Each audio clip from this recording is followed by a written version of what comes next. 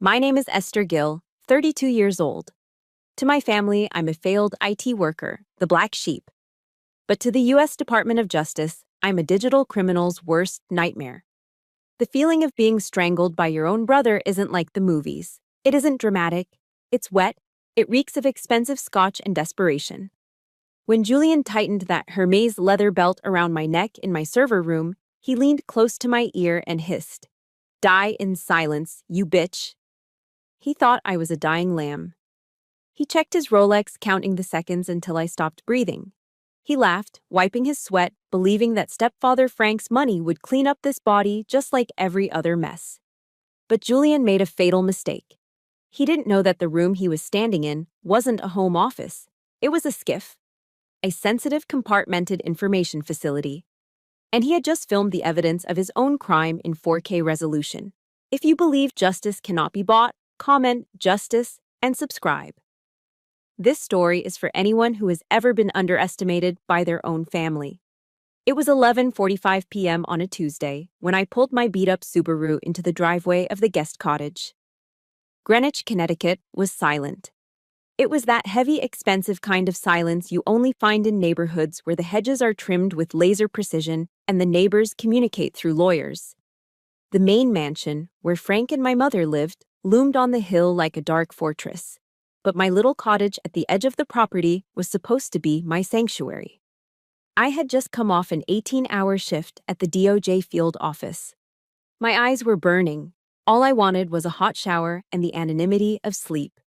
But as I reached for the front doorknob, my stomach dropped. It was unlocked. I never leave it unlocked. Paranoia isn't a disorder when it's your job description. I pushed the door open with my elbow, my hand instinctively hovering near my waistband, though I wasn't carrying my service weapon tonight. Then, the smell hit me. It wasn't the smell of a burglar, it was the smell of entitlement. Tom Ford oud wood mixed with the acrid stench of stale scotch. It was a scent that had dominated every Thanksgiving dinner and Christmas morning of my adult life.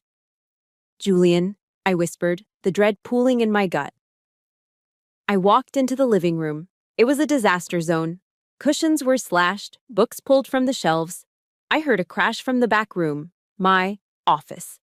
My heart hammered against my ribs. That room was strictly off limits. I ran to the doorway. Julian was there, standing amidst the humming black towers of my server racks. He looked manic. His Brooks Brothers shirt was unbuttoned at the collar, sweat glistening on his forehead. He was ripping cables out of a hard drive array, looking for a safe that didn't exist. "Where is it, Esther?" He spun around, his eyes bloodshot and wild. "Where does the old man hide the emergency cash? I know you have a stash here." "Julian, get out," I said, my voice steady, though my knees were shaking. "There's no cash here, you know that. Don't lie to me." He kicked one of the server towers, the metal dented with a sickening crunch. That rack alone was worth more than his car. "I need 50 grand by morning, Esther. The guys at the club, they aren't like Frank. They'll break my legs." "Gambling again." I stepped forward, trying to block his path to the main terminal. "Go home, Julian. Tell Frank, I'm not giving you anything." He laughed, a cruel, jagged sound. He stepped closer, looming over me. He was 6'2", a former Yale rower, built on protein shakes and arrogance. I was 5'5" of exhaustion. "You think you can tell me what to do?" He sneered, looking down at me with that familiar look of absolute disgust. "Look at this place. All these blinking lights. You think you're so smart, don't you? But you're just a glorified mechanic. You're just the help, Esther. You fix computers. You reboot Windows for a living. You are nothing." He reached for the main console. "Maybe I'll take this. Pawn it for parts." "Don't touch that," I snapped, grabbing his wrist. That was the trigger. The golden sun didn't like being touched by the help.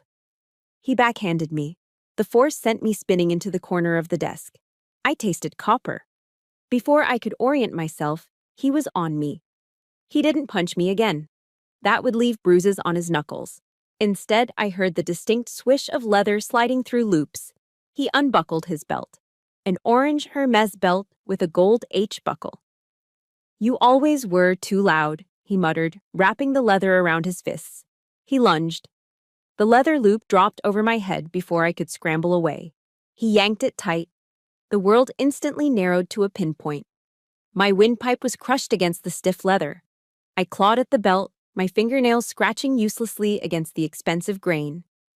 I looked up into his eyes. There was no hesitation, no brotherly love, just cold, annoyed calculation.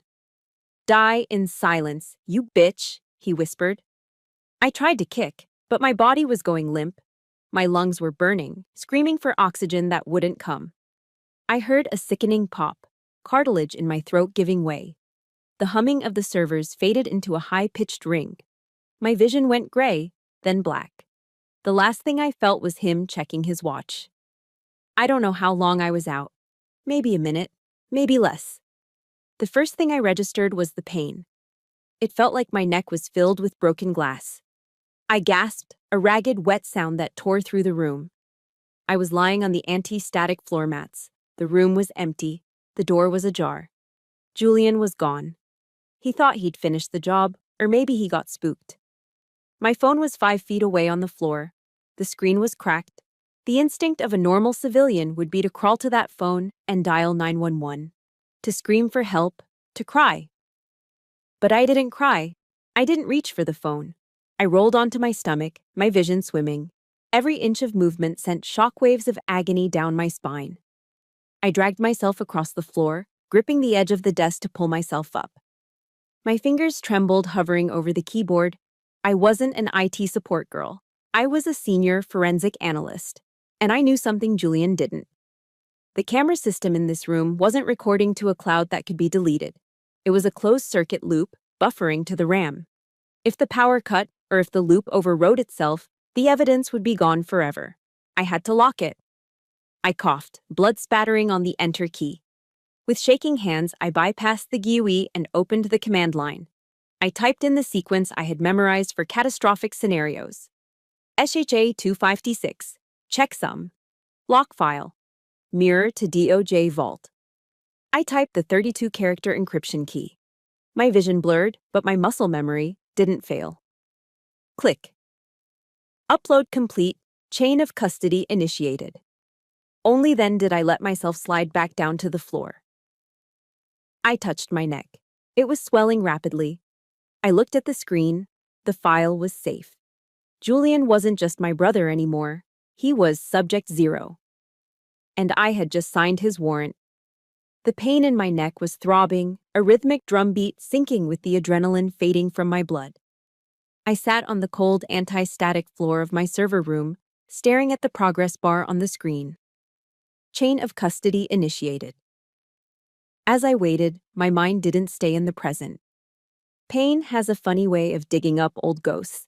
It dragged me back 2 years, to a place that smelled not of blood and ozone, but of roasted turkey, sage stuffing, and old money. It was Thanksgiving at the Greenwich Country Club. If you've never been to a country club Thanksgiving in Connecticut, imagine a room full of people who hate each other, pretending to be a family for 3 hours while wearing sweaters that cost more than my first car. The dining hall was cavernous, lit by crystal chandeliers that probably cost more than a public school's annual budget.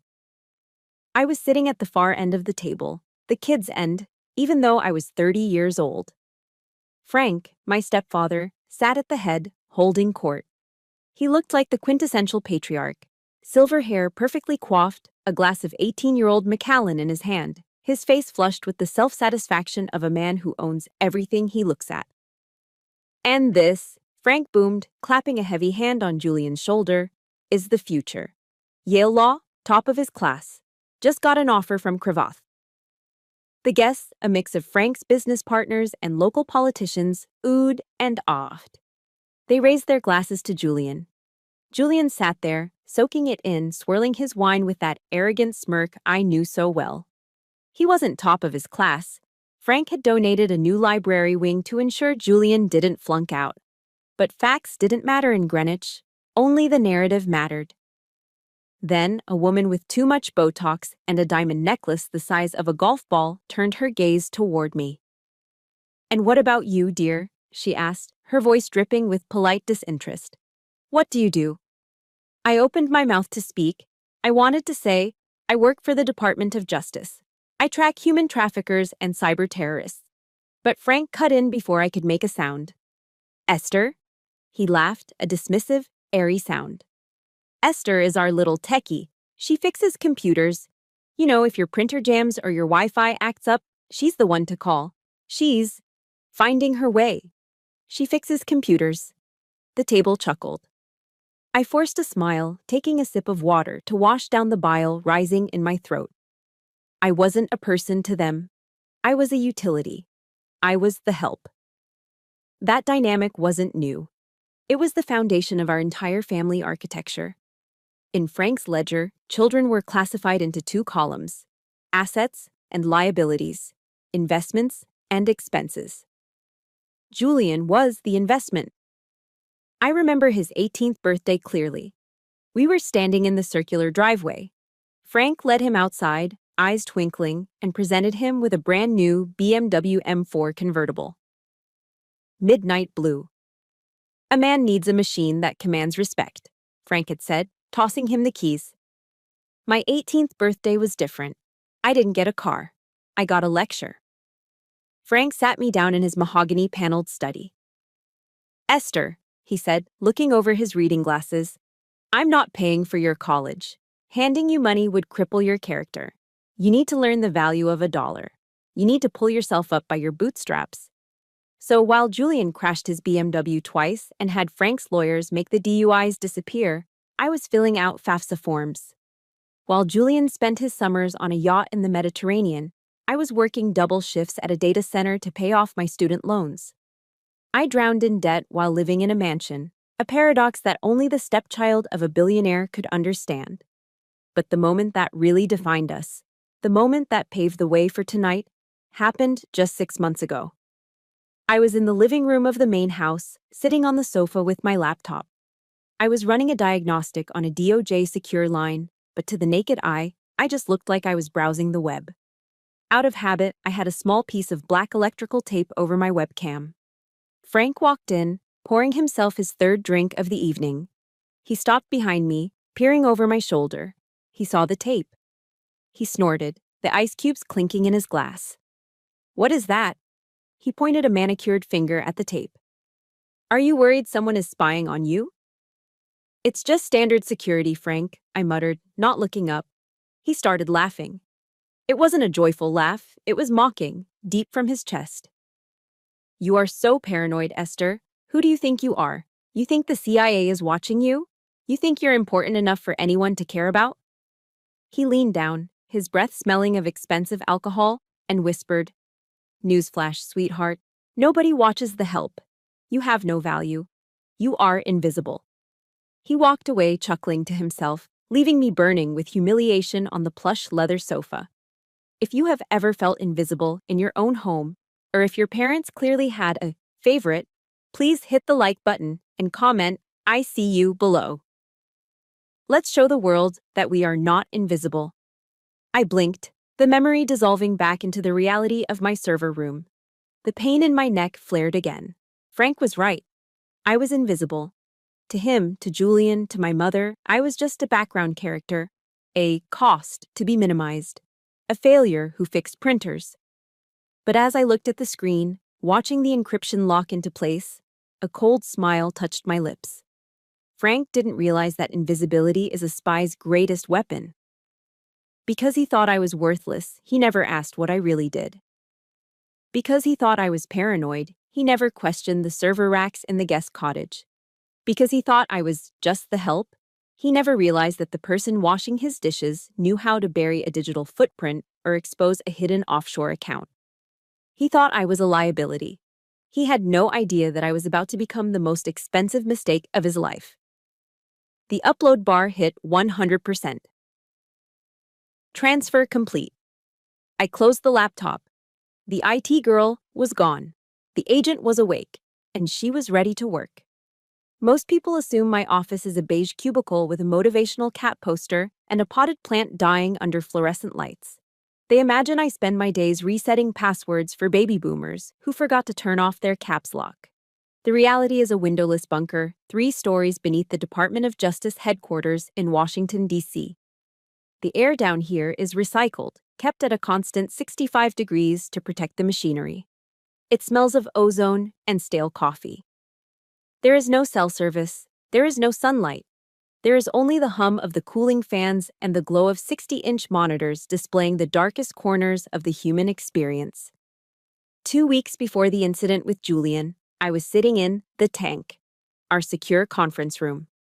On the main screen was a grainy video feed intercepted from a server in Yemen. It showed an American aid worker kneeling in the sand, a masked man standing behind him with a serrated knife. The room was crowded with brass.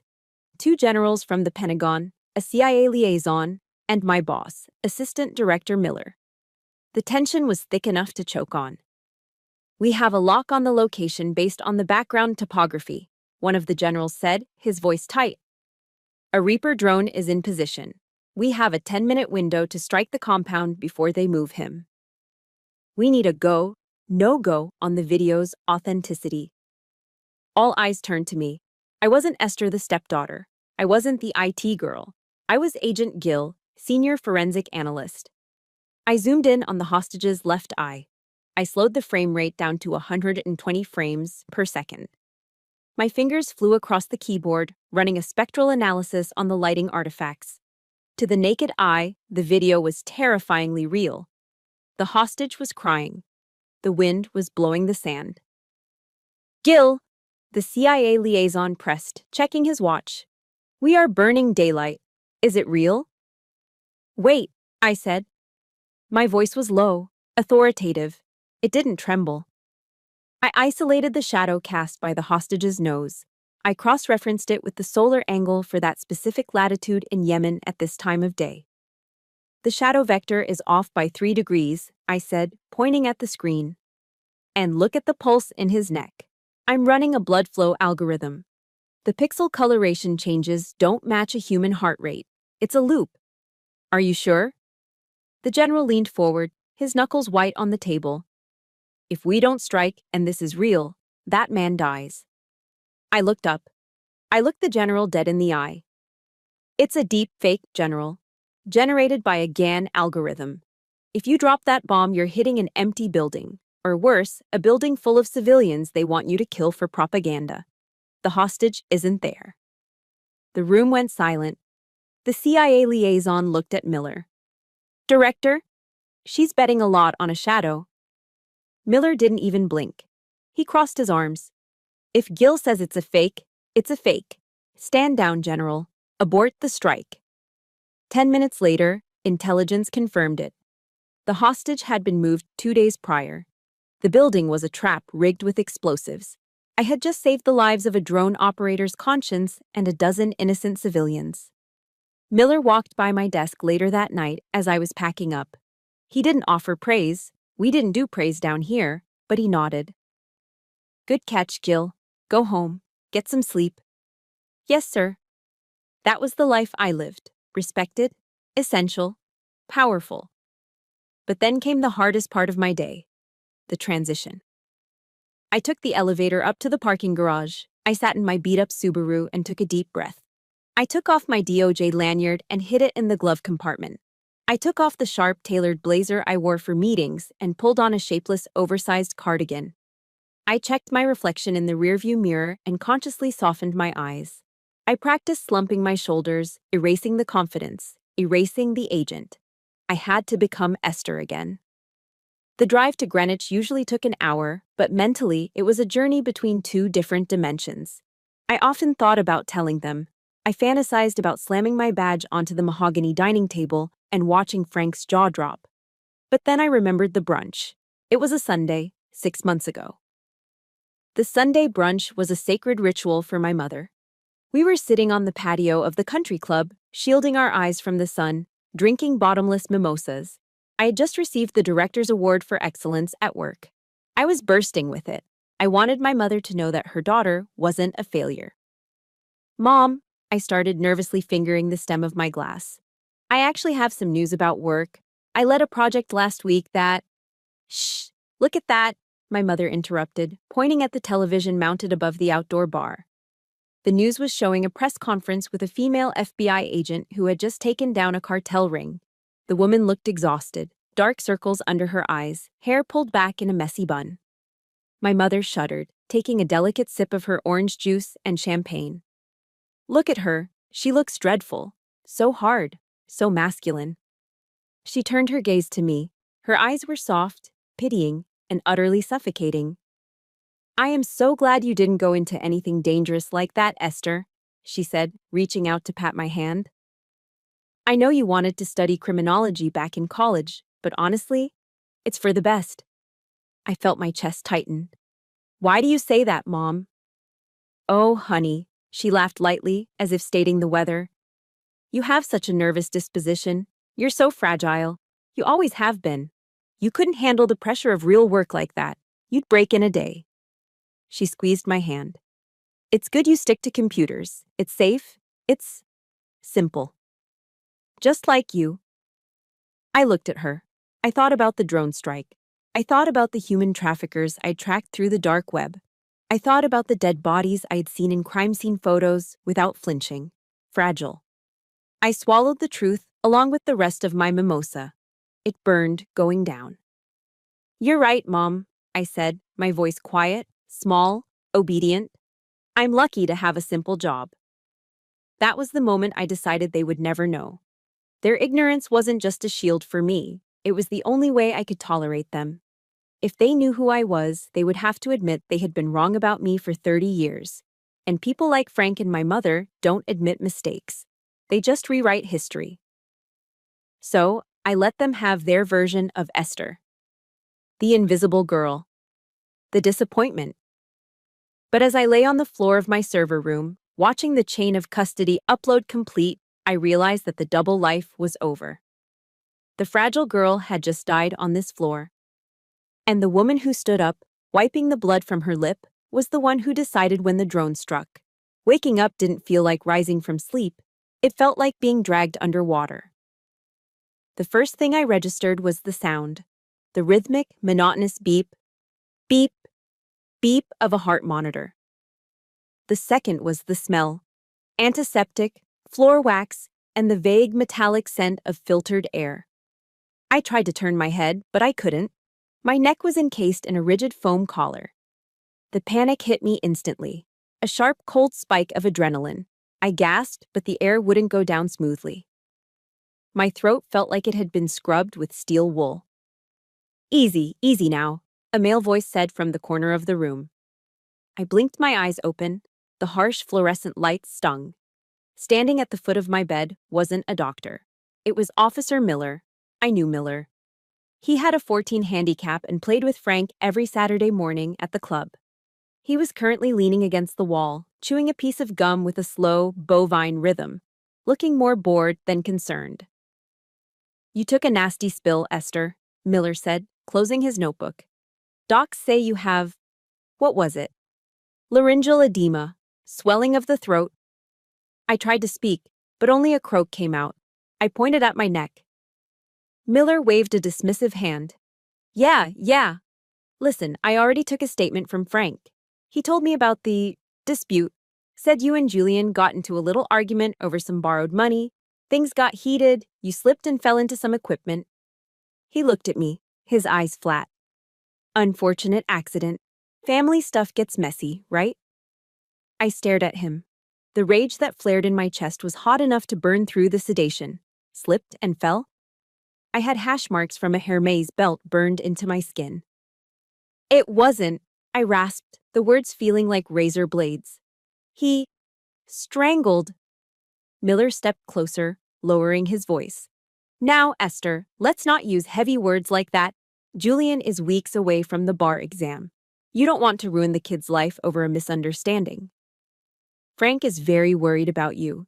He wants to make sure this is handled quietly.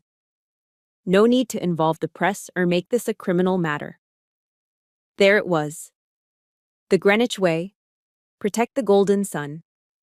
Bury the daughter. I was about to tear my IV out and strangle him with the tubing when the door flew open. Get out! The voice was sharp, commanding, and beautiful.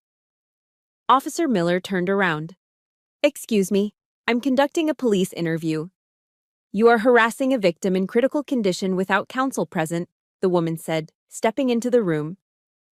She was wearing a charcoal pencil skirt and a blazer that looked like armor.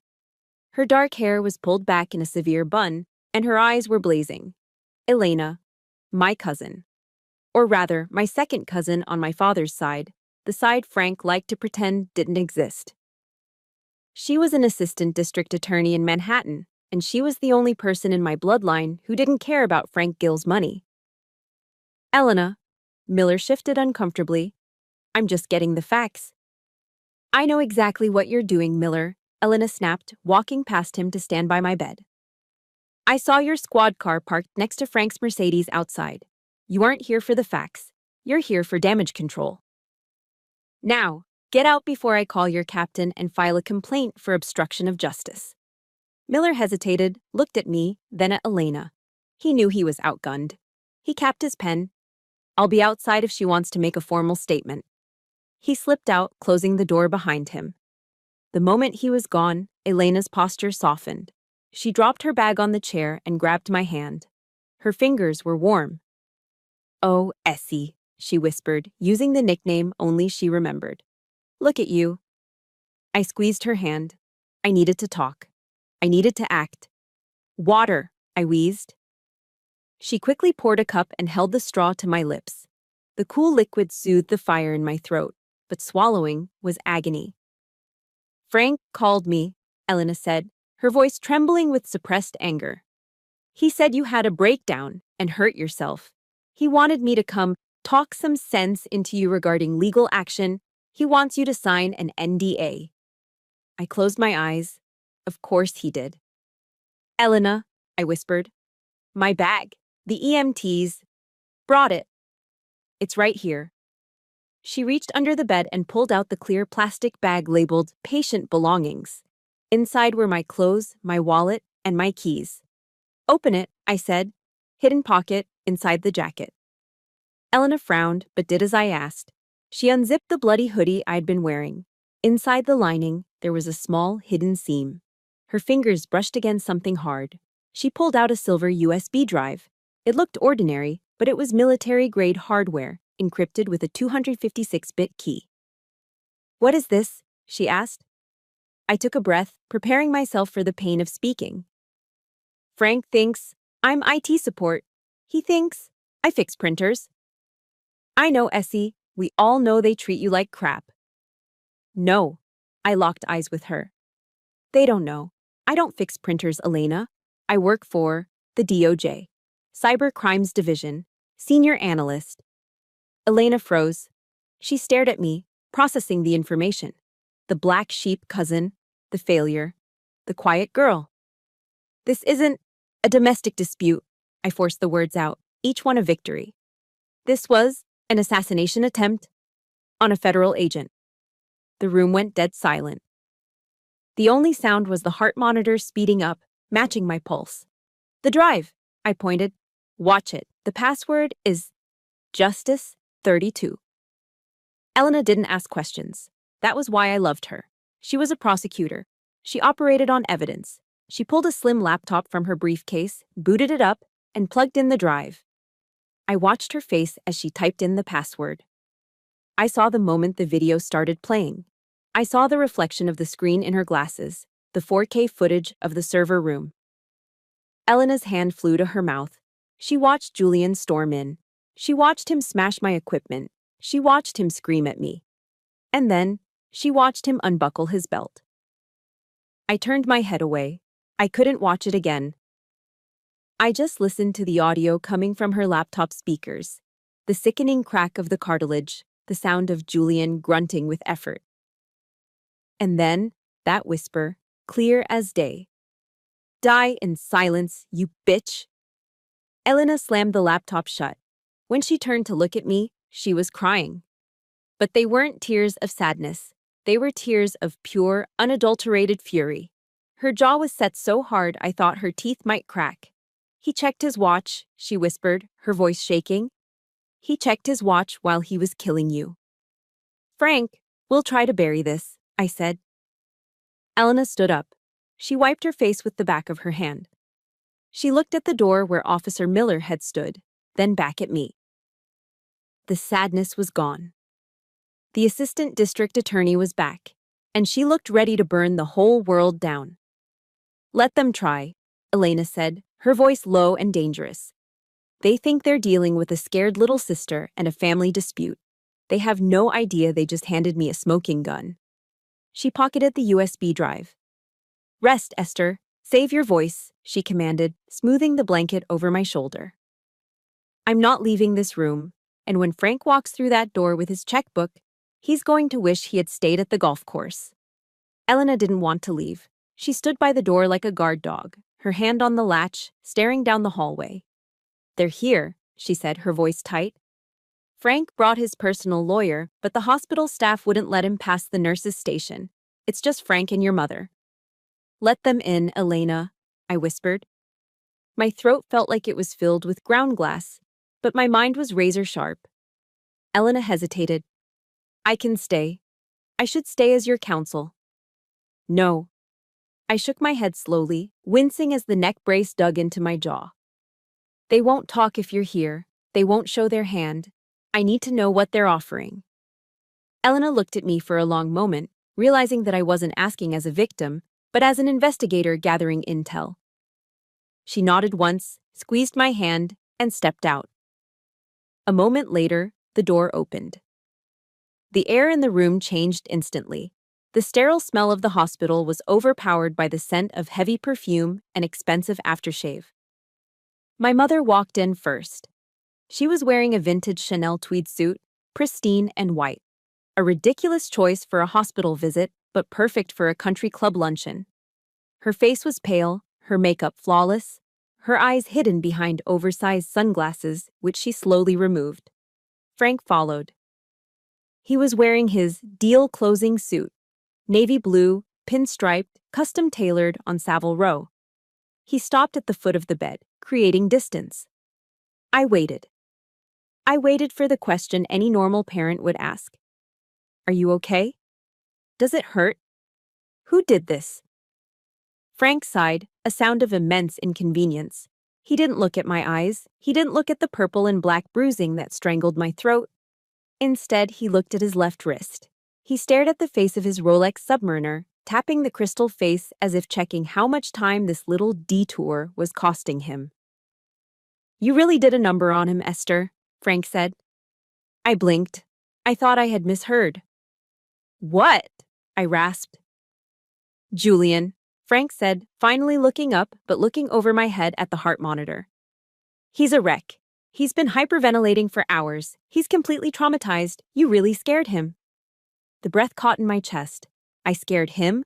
I was the one with crushed cartilage. I was the one who had been 12 seconds away from the morgue. "He tried to kill me," I managed to choke out. "Oh, stop it!" my mother snapped. It wasn't a scream. It was a high-pitched whine of annoyance. She pulled a silk handkerchief from her purse and dabbed at her dry eyes. "Stop being so dramatic, Esther. It's always the drama with you." She walked to the side of the bed, looming over me. "He is weeks away from the bar exam. Do you have any idea the pressure he is under, the stress? And then you go and provoke him like that? You know he has a temper when he's anxious. You should have just given him what he needed." "He wanted 50,000 for gambling," I whispered. "So?" Frank cut in, his voice hard. "We have the money. That's not the point. The point is that you backed him into a corner. You triggered him." I lay there, frozen. This wasn't just denial.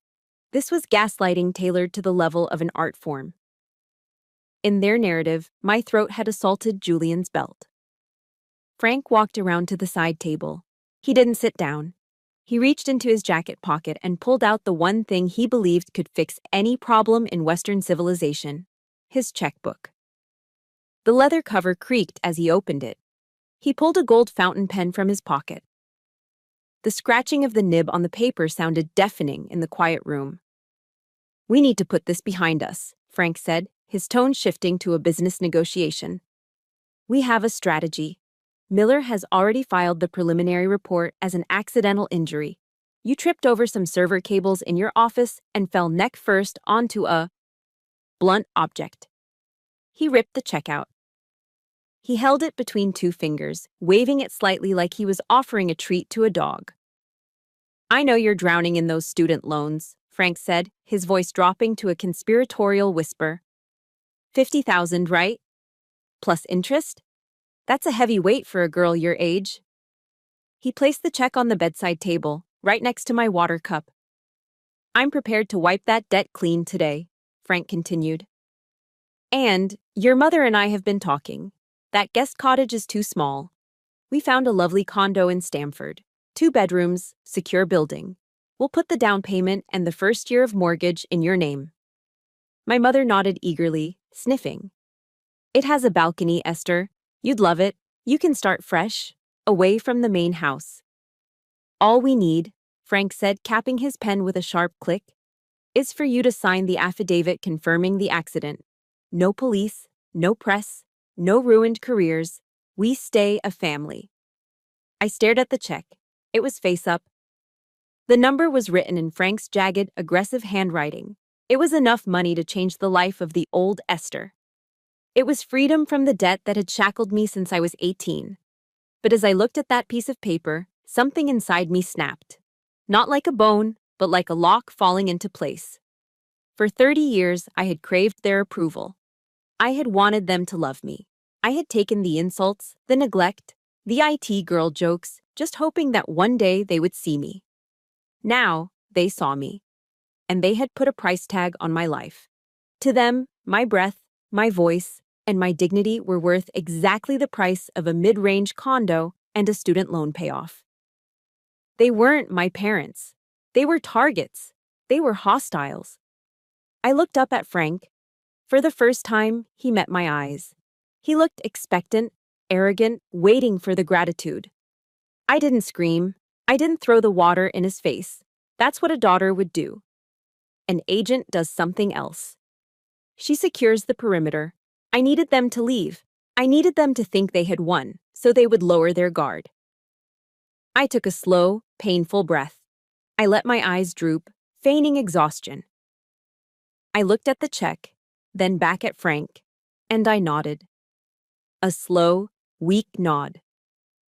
Frank let out a breath he had been holding. His shoulders dropped. He smiled. Not a warm smile, but the smile of a CEO who just closed a merger. "Good girl," he said. He patted my leg through the blanket. It made my skin crawl. "I knew you were smart. I'll have the lawyers draft the papers tomorrow." "Rest up, darling," my mother said, her voice suddenly bright and chipper. She didn't kiss me. She just patted her hair in the mirror. "We'll take care of everything." They turned and walked out. Frank checked his watch again as he crossed the threshold. The door clicked shut. I was alone with the check. I reached out with a trembling hand, picked up the check, and held it up to the light. I wasn't admiring the money. I was looking at the signature. Proof of the bribe. Proof of the conspiracy to obstruct justice. I crumpled it in my fist. If you believe that justice should never be for sale and that some lines can never be uncrossed, hit the like button right now. Comment "not for sale" below if you would have torn that check up too. I reached for the call button to summon Elena. The deal was done, but not the one Frank thought he made. The nurse looked at me like I was insane. She tapped the clipboard with an aggressive manicured fingernail. "Ms. Gill, you are leaving against medical advice," she said, her voice stern. "You have significant laryngeal trauma.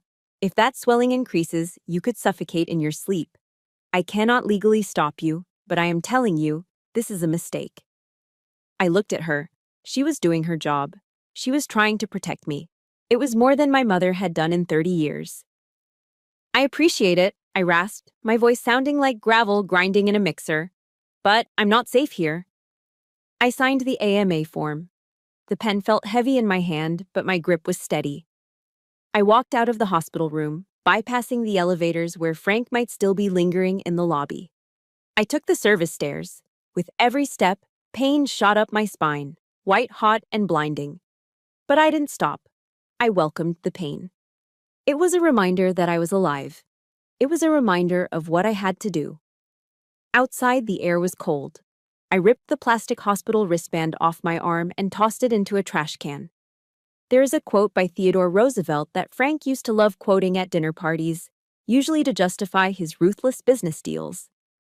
It is not the critic who counts, not the man who points out how the strong man stumbles. The credit belongs to the man who is actually in the arena, whose face is marred by dust and sweat and blood. Frank thought he was the man in the arena. He thought I was just the spectator, the critic, the help. I stood on the curb, waiting for my Uber. I touched the plastic collar around my neck. My face was marred, not by dust, but by bruises. I was in the arena now, and I wasn't just a participant, I was the gladiator. I didn't enter home into the Uber app. I entered an address for a nondescript office park in Northern Virginia, about 40 minutes away. To the public, it was a logistics consulting firm. To those with the right clearance, it was a DOJ black site, a secure off-site facility used for sensitive operations. As the car merged onto the highway, I pulled out my burner phone, the one I kept for emergencies, and dialed a number I knew by heart. Miller. The voice answered on the first ring. Gruff, alert. Sir, I said. It's Jill. There was a pause. He must have heard the damage in my voice immediately. Esther, you sound like you gargled razor blades. Where are you? I'm en route to Site B, I said. I need to activate the witness security protocol, immediate extraction and protection. Who is the threat? Miller asked instantly. The sound of a chair scraping against the floor told me he was already standing up. Cartel? The trafficking ring from last month? No, sir, I took a breath. The threat is my family. When I walked into the secure facility, the hum of activity died instantly. The bullpen was filled with agents, men and women I'd worked with for 5 years. They were hardened professionals who hunted terrorists and serial killers. They didn't rattle easily. But as I walked through the glass doors, wearing a hoodie stained with dried blood and a medical neck brace, they froze. Miller came out of his office. He was a man of few emotions, a Vietnam vet who had seen everything. He stopped 3 feet away from me.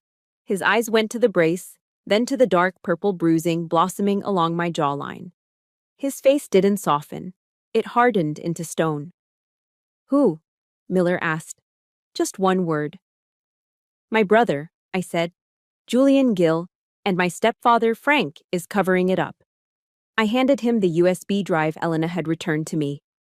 It's all on here: attempted murder, obstruction of justice, witness tampering.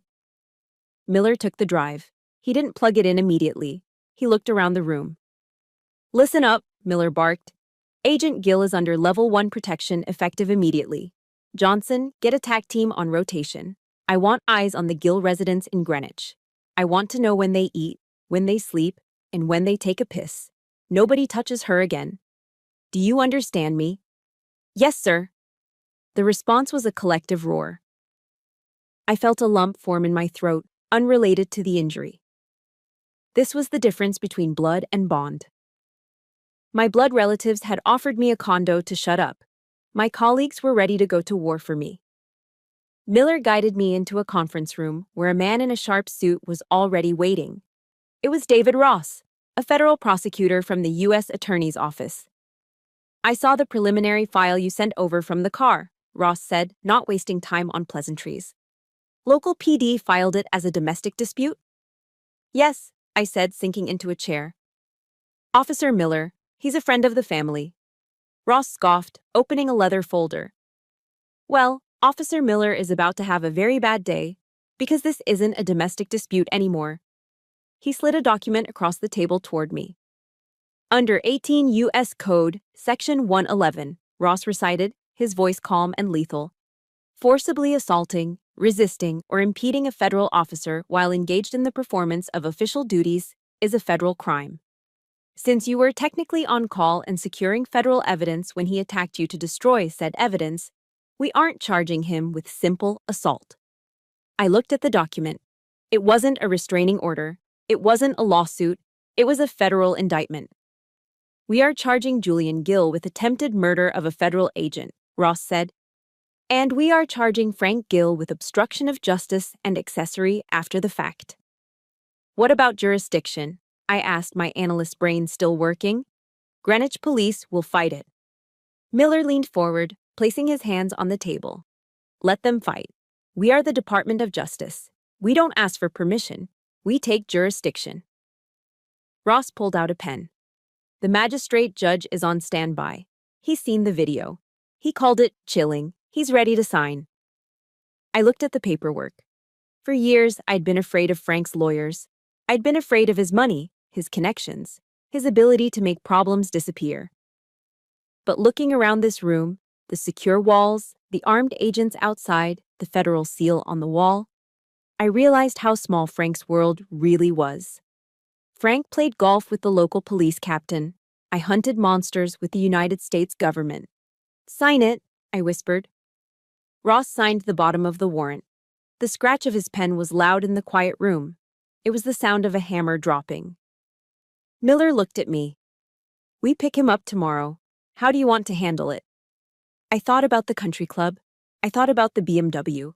I thought about Julian's arrogance, his belief that he was untouchable because he was a golden son. Tomorrow is Wednesday, I said, a cold calm settling over me. Wednesday is Julian's golf day. He tees off at 9 a.m. I looked up at Miller. Don't take him at the house, I said. Take him on the first tee, in front of everyone.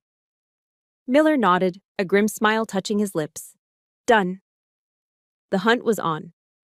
And for the first time in my life, I wasn't the prey. The unspoken rule of the Greenwich Country Club is silence. Absolute, reverent silence, especially on the first tee box at 9 a.m. on a Wednesday. Julian stood at the tee, testing the weight of his $1,000 titanium driver. He was wearing pristine white slacks and a pastel pink polo shirt, the uniform of the leisure class. Around him stood 3 business associates, men who were there to curry favor with Frank, and by extension, with the golden son. 4, Julian joked as he took a practice swing, slicing the air with an arrogant whoosh. I'm telling you, boys, the merger is a done deal. My old man has the regulators in his pocket. He stepped up to the ball, wiggling his hips, preparing to drive. The morning was perfect. The birds were singing. The grass was manicured to the millimeter. Then, the world exploded. It wasn't a bomb. It was the screech of heavy-duty tires tearing across the sacred Bermuda grass. Julian froze in mid-backswing. The group turned to look down the fairway. 2 black Chevrolet Suburbans were barreling across the green, kicking up clods of dirt and grass, heading straight for the tee box. These weren't the polite white sedans of the local Greenwich police. These were government-issue assault vehicles. The SUVs skidded to a halt 10 yards from the tee. The doors flew open before the wheels stopped spinning. Federal agents, a voice boomed. Drop the club, hands in the air. 6 figures jumped out. They weren't wearing standard uniforms. They were wearing navy blue windbreakers with 3 yellow letters emblazoned on the back. FBI. Julian didn't drop the club. He stood there, mouth agape, looking like a child whose toy had just been snatched away. What the hell is this? Julian screamed, his voice cracking. You're ruining the green. Do you have any idea how much membership costs here? Agent Johnson, the tactical lead Miller had assigned, didn't care about the grass. He closed the distance in 3 strides, grabbed Julian's arm, and spun him around. Julian Gill, you are under arrest for the attempted murder of a federal officer, Johnson announced, his voice carrying across the silent course. He kicked Julian's legs apart and slammed him against the hood of the hot SUV. The driver dropped from Julian's hand, clattering onto the asphalt cart path. Murder! Julian shouted as the cold steel of the handcuffs clicked onto his wrists. You're crazy! It was a family argument. Get your hands off me. The club members on the patio were standing up, phones out, filming. The waiters stopped serving mimosas. The golden son was getting the perp walk of the century. As Johnson shoved him into the back of the SUV, pushing his head down so he wouldn't bump it, Julian leaned out, his face red with humiliation and rage. Do you know who my father is? He screamed, spit flying from his lips. My father will sue you. He'll sue the whole damn department. You're done. You hear me? You're done. The door slammed shut, cutting off his tantrum. The SUVs peeled out, leaving deep, muddy tire tracks on the pristine fairway, a scar that money wouldn't fix anytime soon. Frank Gill didn't go to the holding cell. He went to Midtown Manhattan. The offices of Sterling and Associates were located on the 45th floor of a glass tower overlooking Central Park. The carpet was so thick it felt like walking on moss.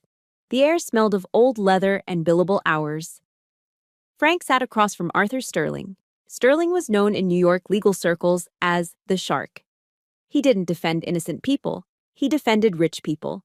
He charged $1,200 an hour, and he was worth every penny if you wanted to bury a body. Metaphorically speaking. It's a mess, Arthur, Frank said, pacing the office.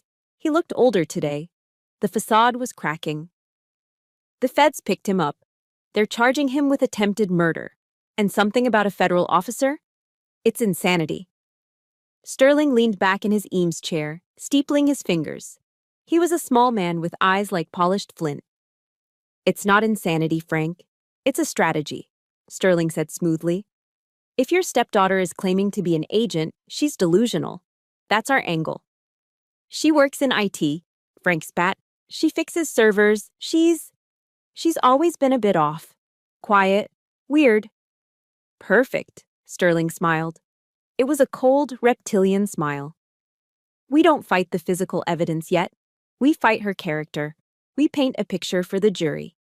Esther is the jealous, unstable stepsister. She's 32, unmarried, low income, living in a guest cottage while her successful brother drives a BMW. She resents him. She snapped. She attacked him. He defended himself. And now she's inventing this elaborate spy fantasy to ruin him. Frank stopped pacing. He nodded slowly. She has been under a lot of stress. My wife says Esther has always been fragile. Exactly. Sterling pulled a legal pad forward. We file a motion for a psychiatric evaluation. We leak it to the press that she has a history of mental instability. By the time this goes to trial, no jury will believe a word she says. We'll make her look like a hysterical woman who watched too many crime shows. Do whatever it takes. Frank pulled out his checkbook, the same one Esther had rejected. I want her discredited. I want her destroyed. 40 miles away, inside the windowless war room of the DOJ safe site, the atmosphere was very different. There were no leather chairs, just metal tables, cold coffee, and the hum of hard drives. Elena paced the room, furious. She had just gotten off the phone with a contact at the courthouse. They're going to smear you, Esther, Elena said, slamming her phone down on the table. Sterling just filed a motion. They're claiming you're delusional. They're saying the federal agent claim is a symptom of psychosis. They're going to drag your name through the mud. I sat at the main terminal, my fingers hovering over the keyboard. I wasn't pacing. I wasn't angry. I was in the zone. Let them, I said quietly. Elena stopped. What? Esther, we need to release your service record. We need to show them the director's commendations. We need to prove who you are right now. No. I turned to look at her. If we release my file now, Sterling will pivot. He'll claim self-defense. He'll claim the video is doctored. He'll find another angle. I turned back to the screen. Rows of hexadecimal code cascaded down the monitor like green rain. We are going to play the Trojan horse, I said. Let them walk into court thinking I'm the crazy, jealous IT girl. Let Frank lie under oath. Let Julian lie. Let them build their entire defense on the idea that I am a nobody. And then, Elena asked. And then, I typed a command, executing a script that verified the metadata of the assault video. We dropped the hammer. Perjury is a felony, Elena. If they lie to a federal judge, they don't just lose the case. They go to prison. I focused back on my work. I wasn't preparing a victim impact statement. I wasn't writing a diary about my feelings. I was compiling the forensic report. I pulled up the metadata of the video file. Creation date, Tuesday, 11:52 p.m. Device ID, server room. CAM. 4. Hash value, matches, DOJ vault copy. I layered in the audio analysis, isolating the sound of the belt snapping, the specific frequency of Julian's voice. I built a digital fortress that no lawyer, no matter how expensive, could breach. Frank thought he could buy a narrative. He thought he could pay a man in a nice suit to tell a story about a crazy girl. He forgot that in my world, stories don't matter. Only data matters. And the data was screaming for blood. The federal courthouse in D.C. smells different from a hospital. It smells of old mahogany, floor wax, and the heavy, suffocating weight of judgment. I sat at the prosecution table next to Elena. My neck was still in the brace, a stark white reminder against my dark blazer. Across the aisle, at the defense table, sat Julian. He wasn't wearing his jail jumpsuit. Frank had already pulled strings to get him into a crisp charcoal suit. He looked well-rested. He looked like he was attending a board meeting, not a bail hearing. Frank sat in the front row of the gallery, his legs crossed, looking bored. He offered me a small, pitying smile when I walked in. It was the smile of a man who knew the game was rigged. "All rise," the bailiff bellowed. Magistrate Judge Vance swept in. He was an older man with bushy gray eyebrows and a reputation for being tough on violent crime, but tougher on procedure. Arthur Sterling, Frank's $1,000-an-hour shark, stood up. He buttoned his jacket with a smooth, practiced motion. He didn't look at the judge. He looked at the press gallery behind us. "Your Honor," Sterling began, his voice baritone and smooth like aged whiskey. "The defense moves to dismiss the video evidence submitted by the prosecution. Furthermore, we request immediate bail for my client, Mr. Gill, who is a victim of a malicious fabrication." Judge Vance peered over his glasses. "Fabrication, Mr. Sterling? The prosecution has submitted a video that appears to show your client strangling the victim with a belt." "Appears is the key word, Your Honor." Sterling walked toward the center of the room. He pointed a finger at me. "We live in a new era, an era where reality can be bent by code. We all know that Miss Gill works in computers. She's a low-level technician who harbors deep-seated resentment toward her successful brother." He paused for effect, turning to look at Frank, then back to the judge. "Ms. Gill is 32, unmarried, financially unstable, and living in her parents' guest house. She is jealous of Julian's success. She has a history of, let's call it, imaginative episodes. We contend that the video in question is a deepfake, a computer-generated fabrication created by a jealous sister using AI technology to frame the golden boy of the family." A murmur ran through the courtroom. The AI defense. It was the trendy new strategy for the guilty. "This video," Sterling continued, his voice rising, "is nothing more than a high-tech cartoon. It is inadmissible. And without it, all you have is the word of a disturbed woman against a Yale law graduate." Judge Vance looked at the screen where the paused video of Julian was displayed. He frowned. He was from a generation of typewriters. Deepfakes were a boogeyman he didn't quite understand. "This is a serious claim, Mr. Sterling," the judge said. "If the authenticity of the evidence is in question, I cannot deny bail. We will need an independent forensic analysis. That could take weeks." Frank smirked. I saw it. It was a tiny twitch of his lip. He leaned over and whispered something to Julian. Julian turned to me, his eyes cold and mocking. "You lose," his eyes said. "We always win." Sterling looked triumphant. "Exactly, Your Honor. We request—" "Objection." Elena stood up. Her voice cut through Sterling's monologue like a knife. "Ms. Ramirez," the judge sighed. "Mr. Sterling has raised a valid technical concern. Unless you have a forensic expert in your pocket who can verify this footage right now, I'm inclined to grant bail pending investigation." Elena didn't flinch. She smiled. "We don't need to hire an outside expert, Your Honor. The prosecution calls Agent Esther Gill to the stand." Sterling laughed. "Object. The victim cannot be the expert witness. She's a computer repair girl, for God's sake." "Actually," Elena said, her voice dropping an octave, deadly serious, "she isn't." I stood up. The pain in my neck flared, but I pushed it down. I walked to the witness box. I didn't look at Julian. I didn't look at Frank. I kept my eyes on the judge. I placed my hand on the Bible. "I do." I sat down. I reached into my blazer pocket. I didn't pull out a tissue. I pulled out my badge, the gold shield of the Department of Justice, and set it on the wooden ledge with a heavy metallic clack. Sterling stopped laughing. Frank sat up straighter. "State your name and occupation for the record," Elena asked. I leaned into the microphone. My voice was raspy, damaged, but it filled the room. "My name is Esther Gill. I am a senior forensic analyst for the Department of Justice Cyber Crimes Division. My badge number is 894 Alpha. I specialize in digital counterterrorism and the authentication of manipulated media." The silence that followed was absolute. Sterling looked like he had swallowed a lemon. Frank's face went from arrogant to ashen gray in the span of 2 seconds. "Agent Gill," Elena continued, "can you address the defense's claim that this video is a deepfake?" "I can," I said. I opened the folder I had prepared. I wrote the DOJ's standard protocol for detecting generative adversarial networks, or deepfakes, 2 years ago. I literally wrote the book on it. I pointed to the large monitor on the wall. "Please play the video at 0.2 speed." The video played, slow motion.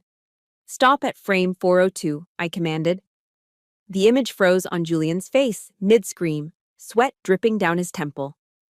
"Mr. Sterling claims this is AI, I said, turning to the jury box. AI struggles with 3 things: subdermal blood flow, inconsistent lighting on reflective surfaces, and chaotic motion blur. I looked at the judge.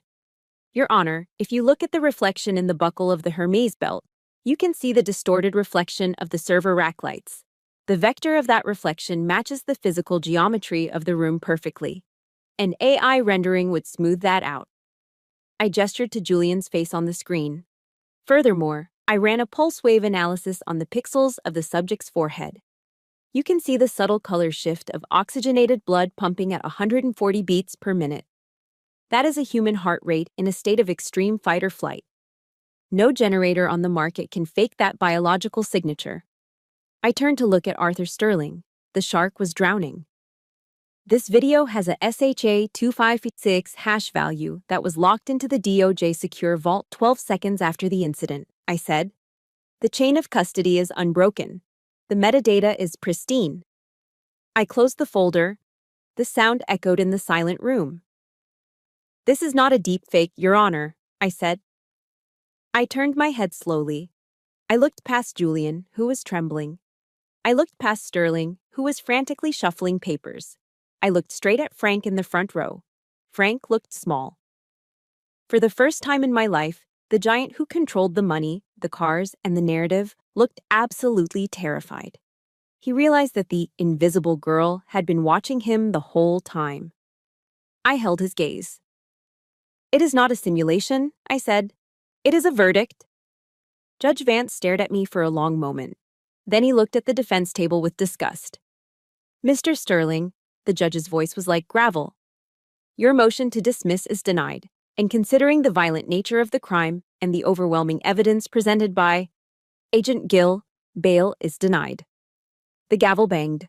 "Remand the defendant to custody." 2 marshals stepped forward. They grabbed Julian by the arms. He didn't scream this time. He didn't threaten to sue.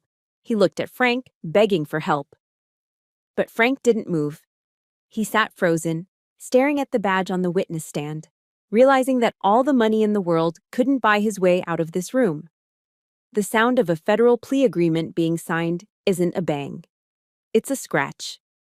A dry, pathetic scratching of a ballpoint pen against cheap government paper that signals the end of a life. 2 weeks had passed since the bail hearing. 2 weeks of Arthur Sterling, the shark, thrashing in the water, trying to find a loophole. But there were no loopholes. The metadata I had provided was a steel cage. The forensic evidence was airtight. We were in a small conference room adjacent to the courtroom holding cells. It smelled of stale coffee and industrial cleaner. Julian sat at the metal table. The charcoal suit he had worn at the hearing was gone, replaced by an orange jumpsuit that washed out his pale, terrified complexion. He looked smaller. The golden sun, the rower, the future master of the universe, had shrunk. 15 years, Julian whispered, staring at the document. 15 years, Arthur. You said you could get it down to 5. You said I could go to a camp. It's the best we can do, Julian, Sterling said, closing his briefcase. He sounded bored. He had already cashed Frank's retainer check. The outcome didn't matter to him anymore. If we go to trial, Agent Gill testifies, the jury sees the video again. The judge is looking at 25 years, minimum. Federal sentencing guidelines are mandatory. There is no parole in the federal system. You serve 85% of your time. But that's my whole life, Julian's voice cracked. Tears, hot and snotty, began to stream down his face. I'll be 50 when I get out. 50. He looked up at the glass partition where Frank and my mother were watching from the other side. They couldn't hear him, but they could see him. Julian didn't look at them with love. He looked at them with a sudden, venomous hatred. He slammed his hand on the table, rattling his shackles. He promised, Julian screamed, pointing a trembling finger at Frank through the glass. He told me he could fix anything. He lied. Look at him. He's just standing there. Sign it, Julian, Sterling said coldly. Julian signed. He wept openly, his shoulders heaving, all dignity gone. He wasn't a man taking responsibility. He was a spoiled child realizing that the credit card had finally been declined. The U.S. Marshals didn't care about his tears. They hauled him up by his armpits. Let's go, the lead marshal said. They led him out into the hallway to transport him to the van. As the heavy doors swung open, the noise of the courthouse rushed in. I was standing near the elevators with Elena and Agent Miller. I had traded my neck brace for a silk scarf, though the bruises underneath were still fading from purple to yellow. I watched them walk Julian past his parents. Mom! Dad! Julian wailed, twisting in the marshal's grip. My mother brought a hand to her mouth, stifling a sob. But she didn't reach out for him. She shrank back against the marble wall, terrified that a reporter might snap a photo of her touching a convict. Frank didn't even look at Julian. He was staring at the floor, his face a mask of red-hot fury. And just like that, Julian was gone. The elevator doors slid shut, severing the golden sun from the world of country clubs and convertibles forever. The hallway was silent for a moment. Then Frank looked up. He saw me. The sight of me, standing tall, calm, surrounded by federal agents, seemed to snap something inside his brain. The veneer of the civilized CEO vanished. The beast that lived beneath the tailored suits lunged forward. Frank charged down the hallway. You! He roared, his voice echoing off the high ceilings. Are you happy now? Are you satisfied? Elena stepped forward, her lawyer instincts kicking in, ready to verbally intercept him. Agent Miller's hand went to his holster, his eyes narrowing. But Frank ignored them. He stopped 5 feet from me, breathing heavily, his face contorted into a rictus of hate. You ungrateful little traitor, Frank spat, pointing a shaking finger at my face. We gave you a home. We put clothes on your back. And this is how you repay us. You destroyed this family. You ruined his life over a bruise. A bruise. My mother was behind him, her eyes cold and hard. I hope you're proud of yourself, Esther, she hissed. Everyone in Greenwich is talking. We can't even show our faces at the club. You've humiliated us. That's all you care about, Elena shouted, stepping in front of me. Your reputation? Your son almost killed her, and you're worried about the damn country club? She provoked him, Frank screamed, stepping closer, his fists clenched at his sides. She's always been jealous of him. She's a cancer in this family. You are dead to us, do you hear me? Dead! Frank looked like he was about to lunge.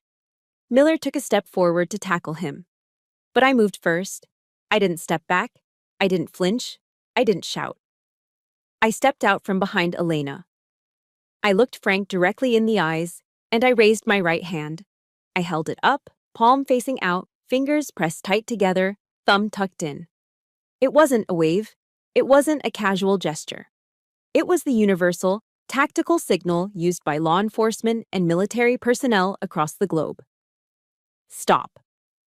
The motion was sharp, precise, and absolute. Frank froze. It wasn't just the hand. It was the energy behind it. For 30 years, he had looked at me and seen a scared little girl he could bully. A girl who would shrink, apologize, and beg for approval. But the woman standing in front of him now wasn't that girl. The woman in front of him was an agent who had directed drone strikes and hunted cartels. The eyes staring back at him were cold, dead, and utterly unafraid. I held the pose. I held his gaze. I didn't blink. The silence stretched, heavy and suffocating. Frank's mouth opened and closed, but no words came out. He looked at my hand, then at my eyes, and for the first time, he saw the wall he couldn't break. He realized that if he took one more step, if he said one more word, the consequences would be catastrophic. He faltered. He took a half step back. The bully had met the wall. I didn't say, "It's over." I didn't say goodbye. Those words implied a relationship, a conversation. We didn't have a relationship anymore. We were strangers. I lowered my hand slowly. I adjusted the lapel of my blazer. I turned to Elena and Miller. "We're done here," I said. My voice was calm, steady, barely above a whisper. I turned my back on Frank and my mother. I started walking toward the exit. "Esther!" Frank yelled after me, his voice cracking, sounding desperate and small in the vast hallway. "Don't you walk away from me, I'm speaking to you." I kept walking. Click, click, click. The sound of my heels on the marble floor was rhythmic, precise, and final. I didn't speed up. I didn't slow down. I didn't look back to see them standing there in the ruins of the life they had built on lies. I walked through the double doors and out into the bright, blinding sunlight of Washington, D.C. The air tasted sweet. It tasted like ozone and exhaust and cherry blossoms. It tasted like freedom. The placard on the door of my new office didn't just say Esther Gill. It read, "Unit Chief Esther Gill, Domestic Threat Digital Response." It had been 6 months since the trial, 6 months since Julian traded his tailored suits for a federal jumpsuit, and 6 months since I walked away from Frank in that marble hallway. My new office at the DOJ wasn't in the sub-basement anymore. It had windows, real windows that looked out over Pennsylvania Avenue. But I didn't spend much time looking at the view. I was too busy building something that hadn't existed before. After the trial, Director Miller had given me a blank check. "You exposed a gap in the system, Jill," he had said. "We protect politicians from cyber threats. We protect banks. But we don't protect the women who are being terrorized in their own homes by the people who claim to love them." So, I built the unit. We weren't chasing international terrorists anymore. We were chasing the abusers who used spyware to track their wives, the ex-boyfriends who revenge-posted private photos, and the stalkers who hid behind VPNs. Technically, as a unit chief, I was supposed to be behind a desk, managing budgets and personnel.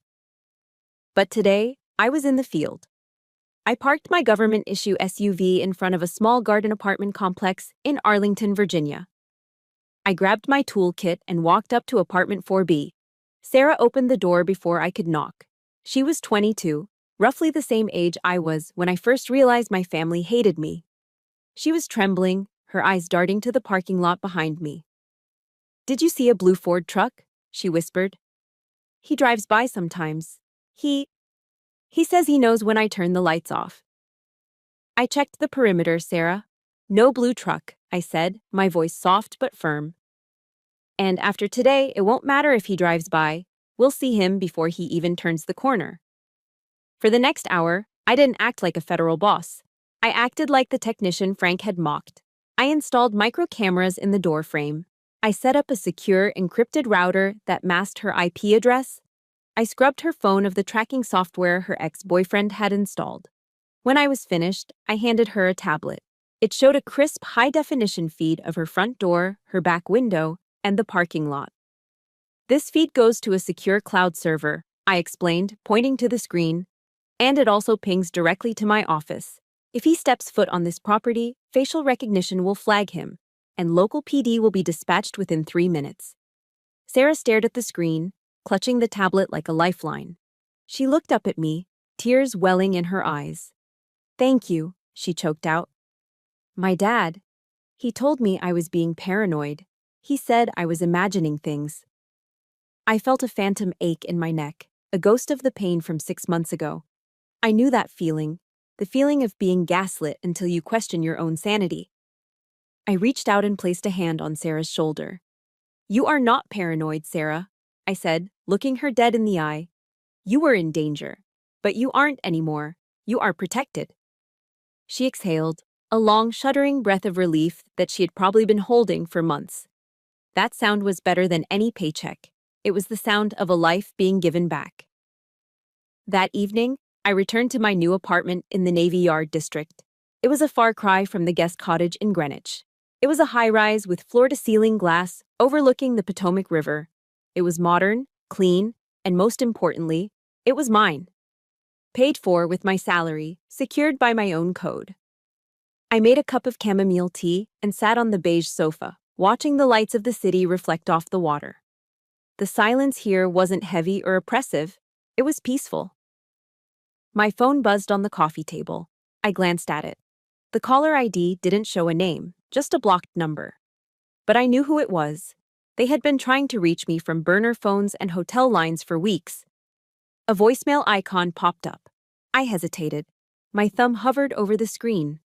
Part of me, the old Esther, the daughter who just wanted to be loved, wanted to delete it without listening.